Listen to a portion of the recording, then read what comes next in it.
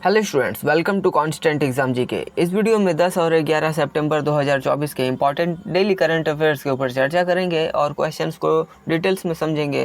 ये सारे selective questions हैं, तो वीडियो को एंड तक ज़रूर देखिएगा, क्योंकि आपके एग्ज़ाम्स के लिए करंट अफेयर्स में जितने भी क्वेश्चंस बनते हैं उन सभी को मैं एक वीडियो में लेकर आया था। तो आप वीडियो को एंड तक जरूर देखिएगा, और अगर आप हमारे चैनल पर नए हैं तो हमारे चैनल को भी जरूर सब्सक्राइब कर लीजिए, क्योंकि इस तरह के वैल्यूएबल वीडियोस मैं आपके लिए हमेशा लेकर आते रहता हूं। तो चलिए बिना टाइम वेस्ट किए वीडियो करते हैं स्टार्ट।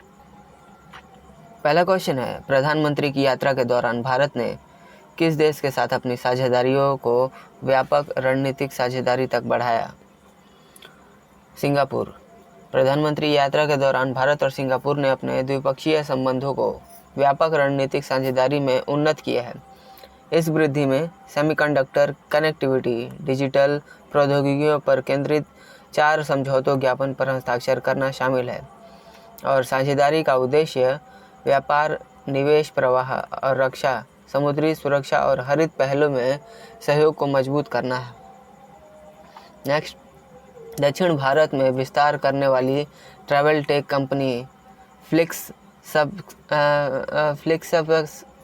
फ्लिक्सबस का परिचालन आधार कौन सा देश है? Option 4 Germany. जर्मनी की ट्रैवल टेक कंपनी फ्लिक्सबस दक्षिण भारत में अपने परिचालन का विस्तार कर रही है, जो बेंगलुरु, हैदराबाद और चेन्नई जैसे प्रमुख शहरों को जोड़ेगी, और किफ़ायती, सुरक्षित और पर्यावरण के अनुकूल अंतर शहर यात्रा समाधानों पर भी ध्यान केंद्रित करते हुए फ्लिक्सबस का लक्ष्य भारत भर में 33 शहरों और 215 स्टॉपेज को जोड़ना होगा। किस राज्य विधानसभा ने अवैध कॉलोनियों से निपटने के लिए अपार्टमेंट और संपत्ति विनियमन अधिनियम 2024 पारित किया है? पंजाब ने। पंजाब अपार्टमेंट और संपत्ति विनियमन अधिनियम 2024 अधिनियमित विकास को रोकने और छोटे भूस्वामियों के लिए संपत्ति पंजीकरण को आसान बनाने के लिए पारित किया गया है। इस कानून का उद्देश्य अवैध कॉलोनियों को विनियमित करना, उल्लंघन के लिए सख्त दंड लगाना, और मुख्यमंत्री द्वारा इसे जन कल्याण के लिए महत्वपूर्ण माना जाता है। यह कानून अवैध कॉलोनियों के मुद्दे को हल करने और व्यवस्थित विकास को बढ़ावा देने के लिए पंजाब के प्रयासों को दर्शाता है। कौन सी कंपनी टेक्सास के बेयर टाउन में दुनिया की सबसे बड़ी निम्न कार्बन हाइड्रोजन सुविधा बनाने के लिए ADNOC के साथ साझेदारी कर रही है? ऑप्शन 2 एक्सोमोबिल। जी हाँ, ADNOC और एक्सोमोबिल ये कम कार्बन हाइड्रोजन सुविधा बनाने के लिए सहयोग कर रहे हैं, जो दुनिया में सबसे बड़ी होगी, और यह सुविधा कम कार्बन हाइड्रोजन का उत्पादन करने के लिए प्राकृतिक गैस का उपयोग करेगी, जिससे कार्बन डाइऑक्साइड का उत्सर्जन में उल्लेखनीय कार्बन डाइऑक्साइड का जो प्रदूषण होता है उसमें कमी आ जाएगी। और ADNOC के पास इस परियोजना में 35% इक्विटी हिस्सेदारी है, और जिसका संचालन 2029 तक इसमें शुरू होने की भी उम्मीद है। किस एयरलाइन समूह ने भारत की विमानन आत्मनिर्भरता को बढ़ावा देने के लिए बेंगलुरु अंतर्राष्ट्रीय हवाई अड्डे पर 35 एकड़ की MRO सुविधा का उद्घाटन किया है? एयर इंडिया ने। पैरालंपिक्स में पुरुषों की F51 क्लब थ्रो स्पर्धा में 34.92 मीटर थ्रो के साथ एशियाई रिकॉर्ड स्थापित करके किसने स्वर्ण पदक जीता है? धर्मवीर ने। धर्मवीर ने पैरालंपिक के पुरुषों में F51 क्लब थ्रो में उन्होंने राइट आंसर धर्मवीर। इन्होंने उनके शानदार प्रदर्शन में प्रणव सुरमा से भी अहम भूमिका निभाई है। उन्होंने 34.92 मीटर का थ्रो फेंक कर अपने इस स्पर्धा के लिए भारत के लिए महत्वपूर्ण उपलब्धि भी हासिल की है। कौन सा राज्य संपूर्णानंद संस्कृति विश्वविद्यालय में भारतीय ज्योतिष, खगोल विज्ञान और वैदिक साहित्य पर केंद्रित वैदिक 3D संग्रहालय बनाने जा रहा है उत्तर प्रदेश। किस राज्य सरकार ने पुलिस बल में महिलाओं के लिए 33% आरक्षण को मंजूरी दी है? राजस्थान सरकार ने। राजस्थान सरकार यह लैंगिक समानता और महिला सशक्तिकरण की दिशा में एक महत्वपूर्ण कदम उठाया है। इस निर्णय का उद्देश्य न केवल महिलाओं के मुद्दे को संभालने में और संवेदनशीलता बढ़ाना होगा, बल्कि राज्य में महिलाओं के लिए रोजगार के अवसर को भी बढ़ावा देना होगा। केंद्रीय मंत्री श्री गिरिराज सिंह द्वारा शुरू की गई भारत की पहली फैशन पूर्वानुमान पहल का नाम क्या है?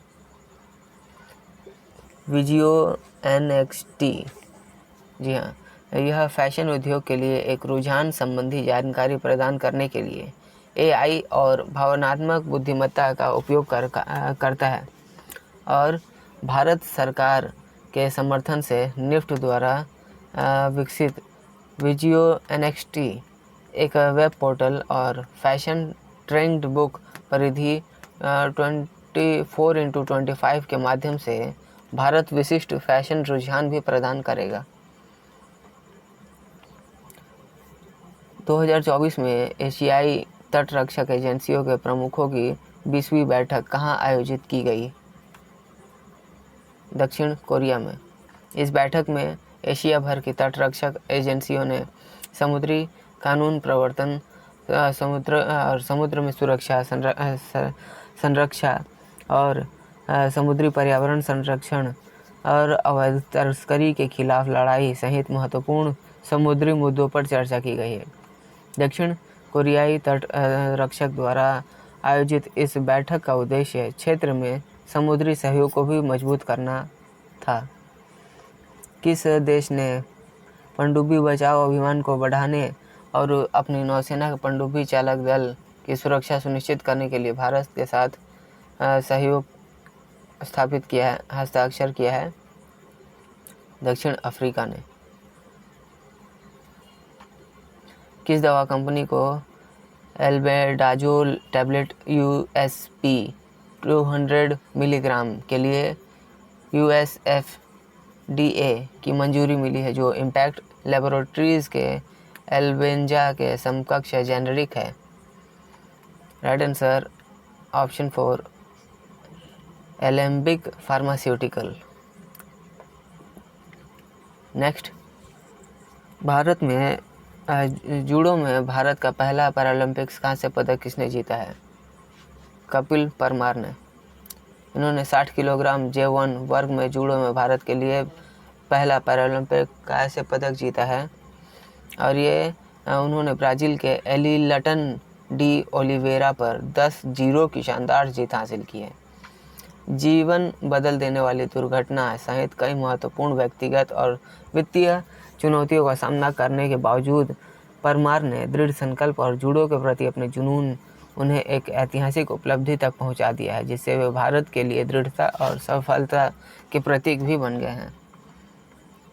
किस राज्य की विधानसभा में मानक संचालन प्रक्रिया तैनात होने के बाद शून्यकाल शुरू किया जाएगा? Option Himachal Pradesh.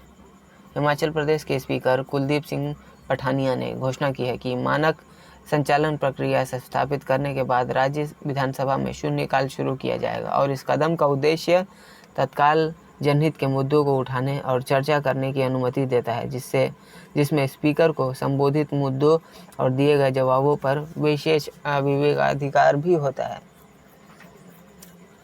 So students, ये थे आज के हमारे इंपॉर्टेंट करंट अफेयर्स, जो कि आपके एग्ज़ाम पॉइंट ऑफ व्यू से काफ़ी इंपॉर्टेंट होते हैं।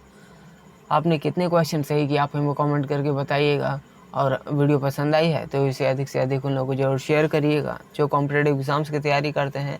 और वीडियो पसंद आई है तो वीडियो पर एक लाइक भी ज़रूर करिएगा, और अगर आप हमारे चैनल पर नए हैं तो हमारे चैनल को भी जरूर सब्सक्राइब कर लीजिए, क्योंकि इस तरह के वैल्यूएबल वीडियोस मैं आपके लिए हमेशा लेकर आता रहता हूं।